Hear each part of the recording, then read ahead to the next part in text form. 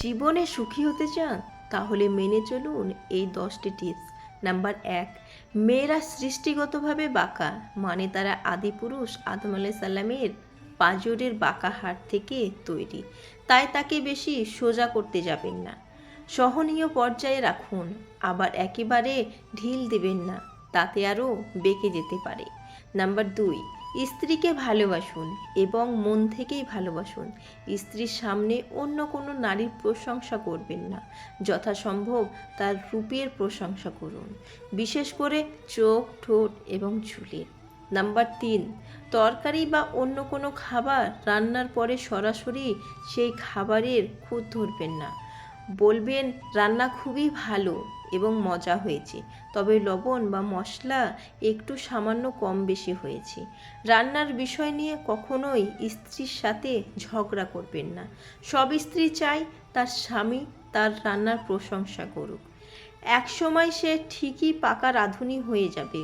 Number 4, স্ত্রীকে মাঝে মাঝে কিছু উপহার দিন, হোক সামান্য একটা ফুল বা অন্য কিছু। আর কখনোই বিশেষ দিনগুলো ভুলবেন না।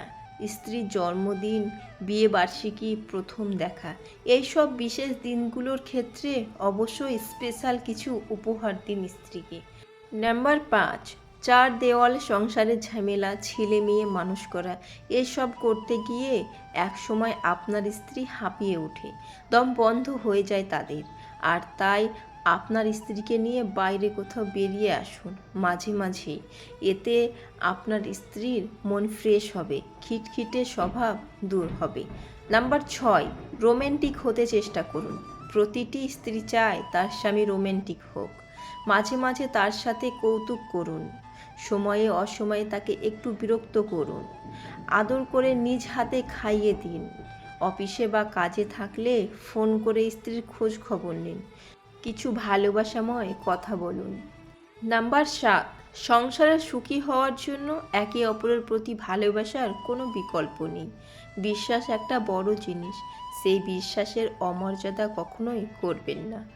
সাবেক প্রেমিকা বা বান্ধবী যেই থাকুক না কেন, স্ত্রীর অগোচরে কখনোই কথা বা মোবাইলে চ্যাটিং করবেন না। যা করুন স্ত্রীর সামনে করুন, এতে আপনার প্রতি বিশ্বাস এবং ভালোবাসা দুটোই আরও বেড়ে যাবে। নাম্বার 8, মানুষ মাত্র চাহিদার শেষ নেই, স্ত্রীর ক্ষেত্রে সেটা আরও ঊর্ধ্বে।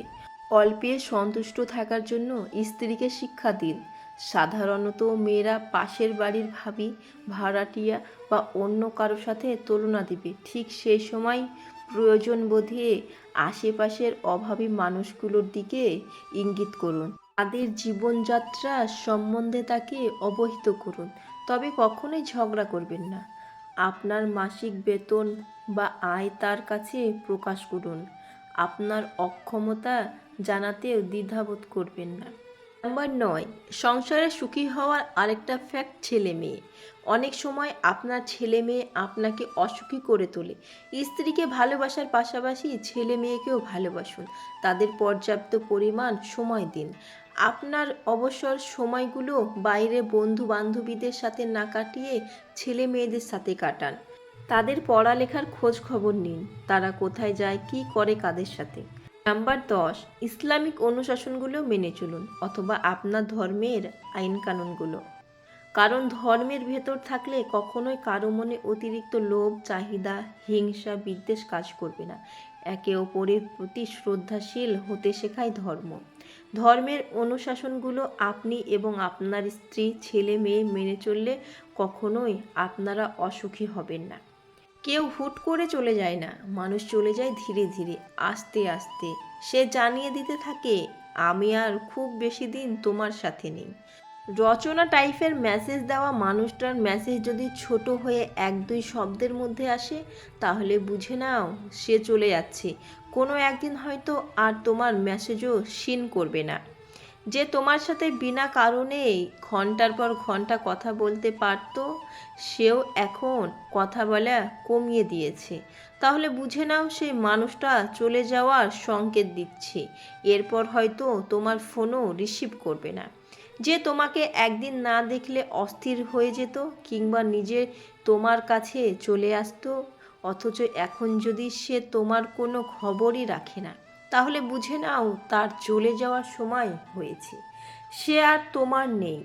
কেউ ছেড়ে চলে গেলে কিংবা বদলে গেলে আমরা মেনে নিতে পারি না। আমরা এর কারণ খুঁজতে থাকি। আসলে মানুষ তখনই চলে যায় কিংবা বদলে যায় যখন সে বুঝতে পারে তার সাথে অপর মানুষটা ভালো থাকতে পারবে না।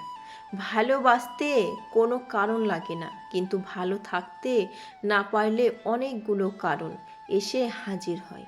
কোনো মানুষ চায় না তার কারণে অন্য কেউ একজন ভালো থাকা থেকে বঞ্চিত হোক। কেউ নিজের স্বার্থের জন্য চলে যায়, কেউ অপর মানুষটার জন্য নিজেকে বদলে ফেলে। কেউ তোমার জীবন থেকে সরে আসছে মানে এই নয় যে সেই মানুষটা খারাপ, বরং সেই মানুষটা তোমাকে নতুন করে আবার শুরু করার স্বাধীনতা দিল।